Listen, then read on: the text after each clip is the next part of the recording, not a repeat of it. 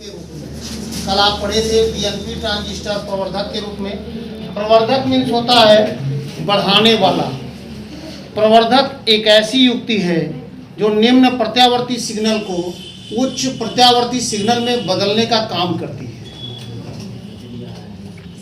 निम्न प्रत्यावर्ती सिग्नल का आयाम बहुत कम होता है, उच्च प्रवर्धित सिग्नल का आयाम बहुत बड़ा होता है। इसका मतलब है उस आयाम को बड़ा करता है। तो निम्न सिग्नल से हमको उच्च सिग्नल प्राप्त होता है। यही एनपीएन ट्रांजिस्टर हो चाहे पीएनपी ट्रांजिस्टर। देखो इसमें कुछ बातें हैं वो ध्यान रखना है आपको। सबसे पहला तो उत्सर्जक को इनपुट सर्किट और आउटपुट सर्किट दोनों में कॉमन रखेंगे। यहाँ देखिए आप, ये इनपुट सर्किट है, ये उत्सर्जक है, ये दोनों में कॉमन है।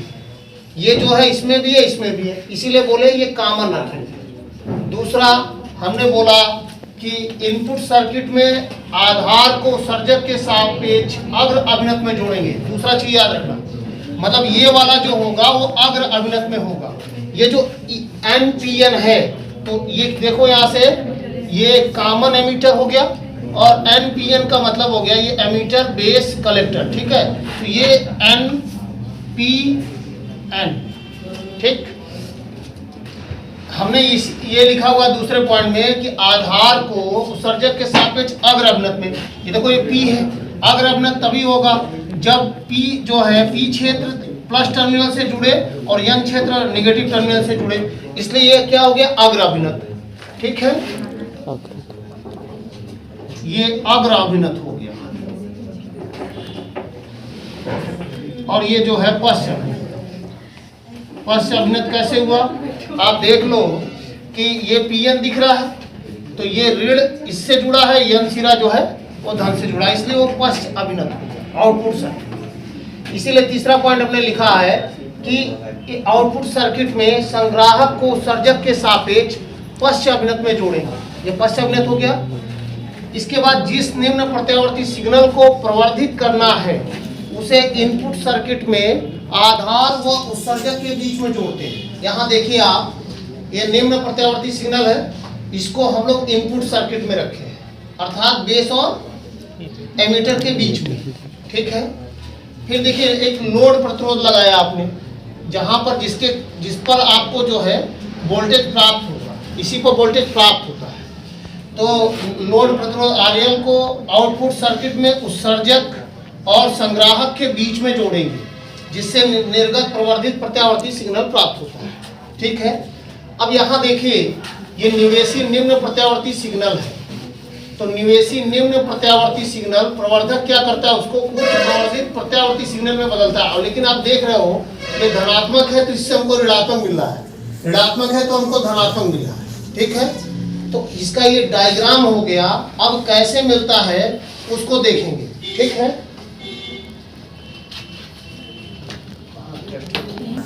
अब हम लोग क्या करते हैं, हम लोग ये प्रत्यावर्ती सिग्नल है, प्रत्यावर्ती होगा यानी अर्ध चक्र में धनात्मक, दूसरे अर्ध चक्र में ऋणात्मक। तो हम लोग पहले अर्ध चक्र में धनात्मक लिया। अब ध्यान से देखो ये धनात्मक है, यहाँ इसको जब आप धनात्मक से जोड़ रहे हो, इसका देखो इसमें क्या है, बेस जो है वो पॉजिटिव टर्मिनल से जुड़ा है, यानी धन विभव पर जो है आधार है, और आपने और धन दे दिया, वो धन पे था धन और दिया, इससे क्या होगा IV धारा बढ़ जाएगी। ठीक है, और इसमें ये चीज आपको मालूम है एनपीएन में धारा बेस से एमीटर की ओर होता है, अर्थात उत्सर्जक से बाहर निकलते हुए होती है, ये बाहर निकल रही है। ठीक है, ये धारा इसमें ये जा रहा है, ये IV है। ठीक है, तो इसका मतलब ये हुआ कि IV जो है वो आपका बढ़ गया, IV बढ़ गया, अर्थात बेस धारा में परिवर्तन हो गया, वो भी बढ़ गया। बेस धारा में परिवर्तन हुआ, वो बढ़ गया, उससे निकलने वाली धारा जो IC होगी, इसका मतलब IC भी बढ़ जाएगा। ठीक, जब ये बढ़ गया तो ये भी बढ़ गया, कहने का मतलब है धन विभव पे था उसको और धन दिया, अगर अभिन्नत बढ़ गई, अगर अभिन्नत बढ़ गई बेस धारा बढ़ गया, बेस धारा बढ़ गया तो उसका परिवर्तन भी बढ़ गया, जिसके कारण आईसी बढ़ गया। अब ये जो आरएल है इसमें मान लो VL जो है वोल्टेज मिल रहा है, VL क्या होगा IC इंटू RL। अगर VL ये बढ़ रहा है तो इसका मतलब VL भी बढ़ रहा है, ये बढ़ रहा है। अब हमको देखना परिणामी, जो परिणामी वोल्टेज है उस पर वो कितना मिल रहा है VO, ठीक है। तो VO बराबर क्या होगा हमारा VCC, ये VCC है यानी वोल्टेज कॉमन कलेक्टर, ठीक। VCC माइनस क्या होगा VL होगा। अब यहाँ देखिए इसमें से आप देख रहे हो इसमें से ये ज्यादा वाला निकल जा रहा है, ज्यादा वाला निकल जा रहा है यानी ये जो मिलेगा वो कम मिलेगा, कम धनात्मक मिला। आप देखो ये पॉजिटिव है तो ये कम धनात्मक मिला, इसका मतलब हो गया अर्थात अधिक ऋणात्मक, अधिक ऋणात्मक प्राप्त होगा। तो इस प्रकार हमको जो है पहले धनात्मक अर्धचक्र से ऋणात्मक सिग्नल प्राप्त हो रहे हैं, तो ये जो है आपको इससे और प्रवर्धित यानी बढ़ा हुआ अधिक धनात्मक जो है अधिक ऋणात्मक प्राप्त हो रहा है। तो ये प्रवर्धित मिल रहा है और धनात्मक से हमको क्या मिला ऋणात्मक, यानी धनात्मक अर्धचक्र से प्रवर्धित ऋणात्मक वोल्टेज मिल रही है, ठीक है ना। अब जो है दूसरे अर्धचक्र में देखते हैं। अब देखिए दूसरे अर्धचक्र में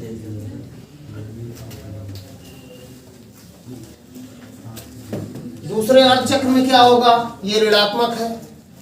बैटरी का धन सिरा देखिए वो बेस से जुड़ा है यानी ये धन विभव पर है, आप उसको ऋण विभव दिए, ऋण विभव देंगे तो क्या होगा, इसका मतलब है अगर अवनति घट जाएगी, अगर अवनति घटेगी तो बेस धारा घट जाएगी, तो बेस धारा I भी घट गई, ठीक। तो इसका मतलब इसका परिवर्तन भी घट गया, परिवर्तन घट जाएगा तो IC भी घट जाएगी, ठीक।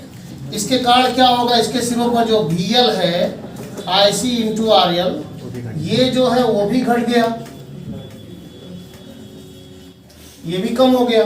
आप परिणामी देखेंगे हमको क्या मिलेगा VCC माइनस VL, तो VCC माइनस VL है। अब देखो VL घट रहा है, ये घट रहा है, इसका मतलब है कि ये ज्यादा मिलेगा, अगर ये कम होगा तो ये ज्यादा मिलेगा, तो ये ज्यादा मिलेगा यानी ये वाला चीज ज्यादा मिल रहा है यानी धनात्मक अधिक मिला। इसका मतलब हो गया कि ऋणात्मक अर्धचक्र से आपको धनात्मक कुछ मिला, प्रवर्धित सिग्नल मिला, ठीक है। ऋणात्मक से धनात्मक आपको प्राप्त हुआ। तो इस प्रकार से आपने देखा निम्न प्रत्यावर्ती सिग्नल जो है को प्रवर्धक उच्च प्रत्यावर्ती सिग्नल में बदलता है, ठीक है। अब हम लोग देखेंगे धारा लाभ, वोल्टेज लाभ और शक्ति पावर। तो धारा लाभ, धारा लाभ जो है वो बीटा है। ये क्या होता है, धारा लाभ जो है परिवर्तित निर्गत परिवर्तित धारा, निर्गत परिवर्तित धारा बटे ये क्या होगा निवेशी परिवर्तित धारा, यानी ये डेल्टा IC हो गया और ये क्या हो गया डेल्टा IB हो गया, ठीक है। तो यहाँ से अगर आप डेल्टा IC निकाल लें तो बीटा इंटू डेल्टा IB। अब देखो वोल्टेज लाभ A है निर्गत परिवर्तित वोल्टेज बटे निवेशी परिवर्तित वोल्टेज। अब ये हो जाएगा, देखिए तो ये हो जाएगा यानी V0 जो आपका हो जाएगा तो डेल्टा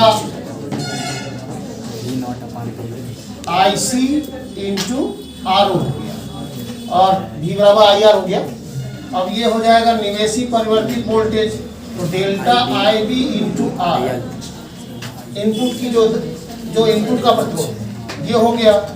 अब यहाँ से देखिए डेल्टा आई सी की जगह beta into delta I B लिखा, आर ओ, ये हो गया delta I B into R I. यहाँ से आपको मिला धारा लाभ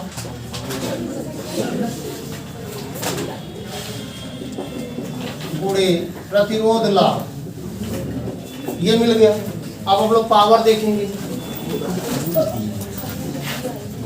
शक्ति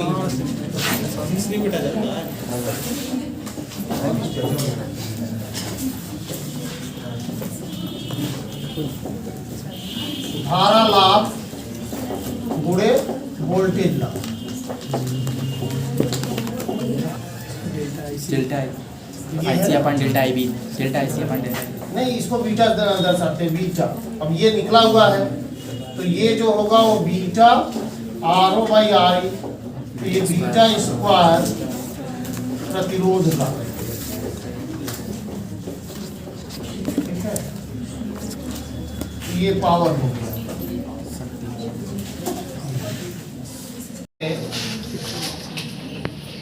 ये आउटपुट का प्रतिरोध होता है, जैसे RL जो है वही RO है, मतलब आउटपुट का वो प्रतिरोध है, ठीक है ना, जो लोड प्रतिरोध आप लगा रखे हो वो आउटपुट का प्रतिरोध।